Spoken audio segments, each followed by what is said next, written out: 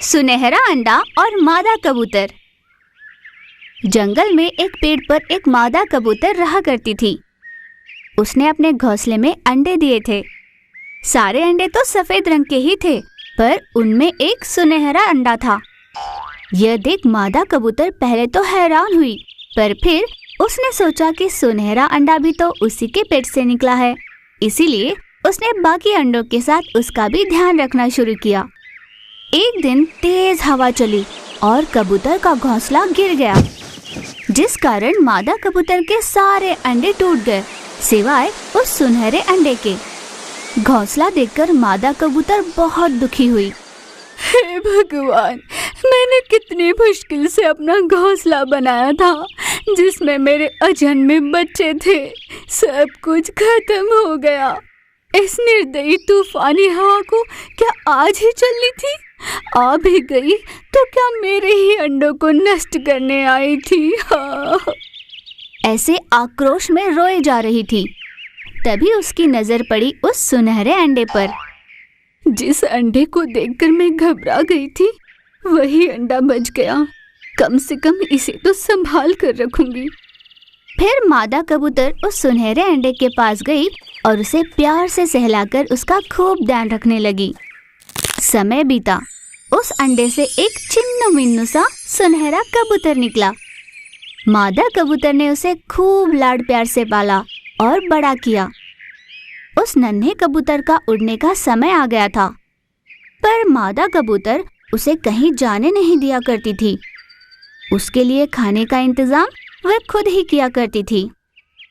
एक दिन मादा कबूतर की सेहत बिगड़ गई। उसे बुखार हुआ। उड़ने की भी ताकत नहीं थी उसमें। अपने अन्न का जुगाड़ करने नहीं जा पा रही थी और कोई चारा न होने पर उसने सुनहरे कबूतर को अपने पास बुलाया। बेटा, मेरी सेहत काफी खराब है। मुझ में उड़ने की भी ताकत नहीं। तुम्हारे लिए अन्न का इंतजाम नहीं कर सकती और तुम्हें भूखा भी नहीं रख सकती। अब तुम्हें खुद जाकर अपना अन्न लाना होगा, वरना तुम नहीं जी पाओगे। पर माँ, मैं आज तक कभी इस घोंसले से बाहर नहीं निकला।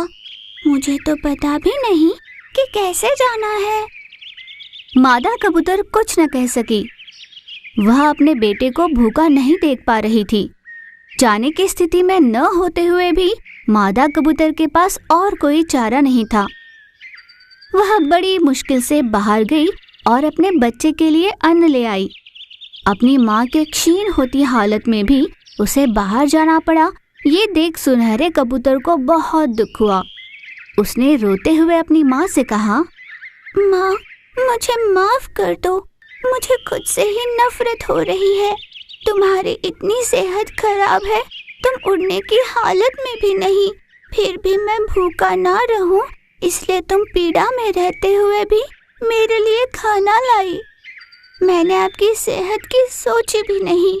आज अगर मैं कहीं नहीं जा पा रहा, किसी काम का नहीं रहा, तो इसका कारण आपका हद से ज्यादा लाड़ प्यार ही है माँ। ये आज मैं समझ गया हूँ। मेरी भी समझ में ये बात अभी आई है बेटा। तुम ऐसे ही रहे तो भविष्य में तुम्हारा क्या होगा, ये सोच सोचकर मुझे डर सा लगने लगा है। माँ, जब मेरे पंख नहीं थे तब तुम्हारा मेरे लिए अन्न लाना अनिवार्य था, पर अब तो मेरे पंख है, मैं उनका इस्तेमाल नहीं करूँगा और भय से घोंसले में बैठा रहूँगा, तो ये सही नहीं होगा। ये मैं अच्छे से समझ गया हूँ। इसीलिए मैंने सोच लिया है कि अब से अन्न लाने के लिए मैं ही जाया करूँगा और तुम घर पर आराम करोगी। बहुत बढ़िया बेटा, कम से कम इस कारण तुझ में हिम्मत तो आई। उस दिन से कबूतर हर रोज बाहर जाकर अपनी माँ के लिए और खुद के लिए अन्न का इंतजाम करने लगा। मादा कबूतर इस बात से बहुत खुश हुई थी। अपने बेटे को देख माँ बहुत निश्चिंत हुई। हर माँ बाप को अपने बच्चों से लाड़ प्यार करना चाहिए, पर इतना भी नहीं कि उससे बच्चे किसी काम के न रहे। आत्मनिर्भर होना जरूरी है। माँ बाप का प्यार बच्चों को आगे बढ़ने में सहायक होना चाहिए। यानी मेरे जैसे होने चाहिए, है ना माँ?